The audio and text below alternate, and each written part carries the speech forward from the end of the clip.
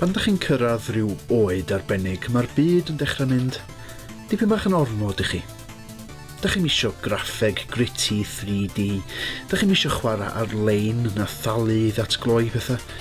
Dych chi jyst isio gêm hen ffasiwn, 2 dimensiwn, lliwgar, stupid o anodd, yn union fel oedd mam yn arfer gwneud. Dych chi isio Shovel Knight. Os oeddech chi'n chwarae gemau o gwbl yn yr 80au, fydd lot o Shovel Knight yn gyfarwydd iawn i chi. Y prif ddylanwad mae'n debyg ydy'r gyfres Mega Man, lle mae lot o adeiladwaith Shovel Knight wedi ei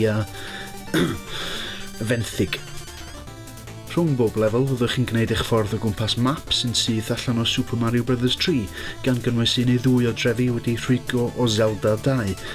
Ac ar ôl i Scrooge McDuck o'r gêm DuckTales weld sut mae Shovel Knight yn ymosod ar y baddies, fydd o'n siŵr o ffonio i gyfreithwyr.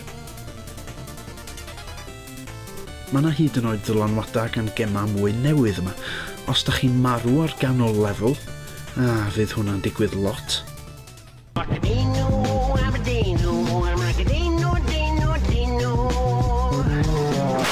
Newch chi ollwng rhan sylweddol o'ch trysor chi.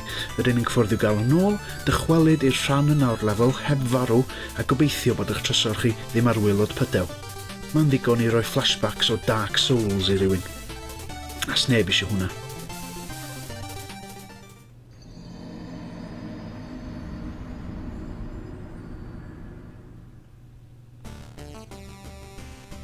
Dim y gêm mwyaf greiddiol o ran ei fecanwaith felly, ond does dim ots am hwnna, dim o gwbl, achos dim rhyw ymgais wag ddifeddwl i neu cwpl o geniagad i hwn, ond llythyr o gariad at bileru'r byd 8-bit.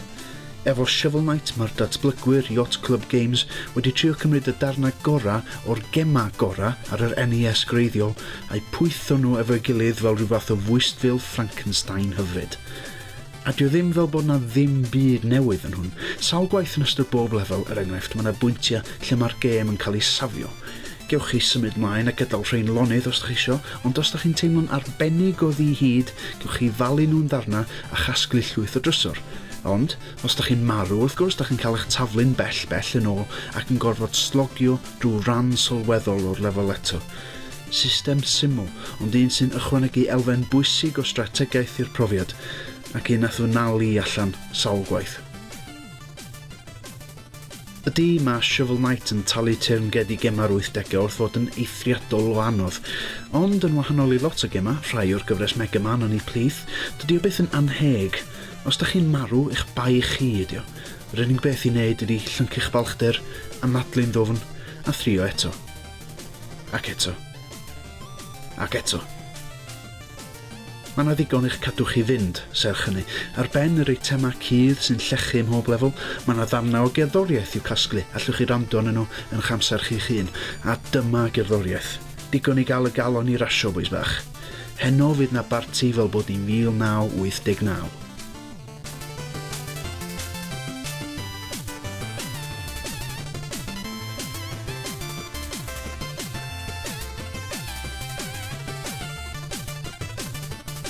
Tu allan i'r prif gêm yn y pentrefi, allwch chi brynu arfa, arfwisgoedd, mwy o fywyd, mwy o hyd. Mae yna lefelau bach ychwanegol lle allwch chi destio'ch sgiliau ac eitemau newydd. Gelynion pwerus yn crwydro'r map, gymrodd i ryw 7 awr i fi weithio drwy'r prif gêm, ond os ydych chi am gasglu bob un dim, allwch chi ddyblu'r amser yna'n hawdd. Bargen felly. Grandwch. Dwi'n gwybod mod i ddim di nodi unrhyw beth drwg am y gêm hyd yn hyn, ond dwi wir yn ei chael hi'n anodd meddwl am ddim byd.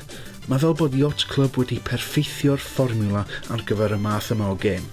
Os ydych chi'n gwerthfawrogi hanes a chrefft gema o gwbl, neu'n styc am rhywbeth i wneud, neu jyst yn berchen ar bar o fodia sy'n gweithio, ac yna PC, Wii U neu 3DS, da chi angen profi'r wefr o chwarae Shovel Knight. I roi pethau'n syml, dyma'r gêm gorau o'r 80au, wnaethoch chi rioed i chwarae.